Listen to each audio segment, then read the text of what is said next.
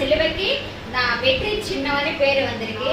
அதனால ஏசப்பா நம்மளுக்கோசம் தான் சிலுவைல ரொம்ப தாய்மொழியோட ஒப்பவிச்சு பலியானாரு. நம்ம பாவத்துக்கோசம் தான் ஏசப்பா பலியானாரு.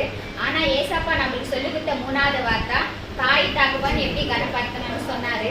அப்போ ஏசப்பா மரியாதை பார்த்து யோவான் 19வது அதிகாரம் 26வது வசனம் வாசிங்க.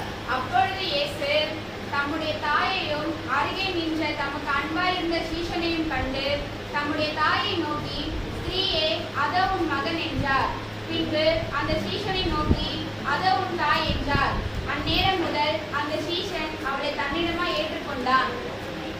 அப்போ மரியாதை அப்படியேப்பட்ட பரிசுத்தமான ஏசப்பாவை பெற்றெடுத்தனால அவங்களை தனியா விட்டுட்டு போகக்கூடாதுன்னு சொல்லிட்டு அவரு சிலுவைல அவளை பாடுபட்டா கூட மரியம்மாவே அவரு ஞாபகம் பண்ணிக்கினாரு.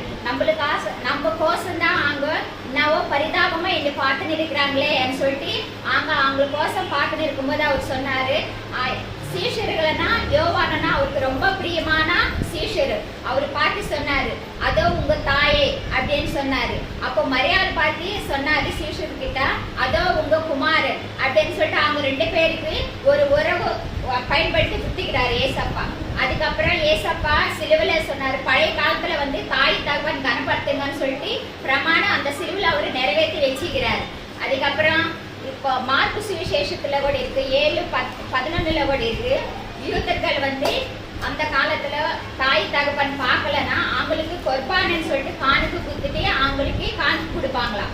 ஆனா இந்த காலத்துல பாருங்களேன், தாய் தகவன் பார்க்க முடியல. அப்போ முதியோர் கழுத்துல இட்டுன்னு போயிட்டு அவங்கள சேர்த்துட்டு அவங்க என்ன நினைக்கிறாங்க, நாங்க நல்லா பாக்குறோம் அப்படின்னு நினைக்கிறாங்க. தயவு செஞ்சு பெற்றோர்களை முதியோர் கழுத்துல சேர்க்காதீங்க. ஏன்னா அவங்க அன்பு கோசம் தான் அவங்க கிட்ட ஏங்குறாங்க. அந்த அன்பு உங்களால முடிஞ்சா காட்டுங்க. தயவு செஞ்சு அவங்கள மட்டும் அங்க இன்னும் போய் சேர்க்காதீங்க. ஏன்னா அந்த அன்பு கோசம் தாங்க எவ்வளவு ஏங்குறாங்க. ஏசப்பா நம்மளுக்கோசம் இந்த அன்பு கோசம் தானே இந்த உலகத்துக்கே வந்துக்கிறாரு. அப்படிப்பட்ட அன்பு நம்ம அவங்கக்கிட்ட காட்டணும். ஏன்னா நம்மளால அந்த அன்பு காட்டலன்னா நம்ம அவரு வார்த்தைக்கு கீழ்படாத ஆளுங்களா ஆயிரம்ப்பா. அதனால தயவு செஞ்சு அந்த மாதிரி பண்ணாதீங்க. நம்மளால முடிஞ்சது, இந்த ரோட்ல எத்தனையோ பேர் அநாத மாதிரி இருக்கிறாங்க, அங்க கிட்ட நம்மளால முடிஞ்சது எவ்வளவு ஹெல்ப் பண்ணலாம். அதுக்கப்புறமா அவங்களா ஏன்னா கர்த்தர் நம்ம கிட்ட சொல்லிக்கிறாரு, நீங்க சாப்பிட்றது அவங்களுக்கு எடுத்துட்டு போய் கொடுக்கலாம். நீங்க பூலோகத்துல என்ன செய்யறீங்களோ அது பரவத்துல செய்யப்படான்னு சொல்லி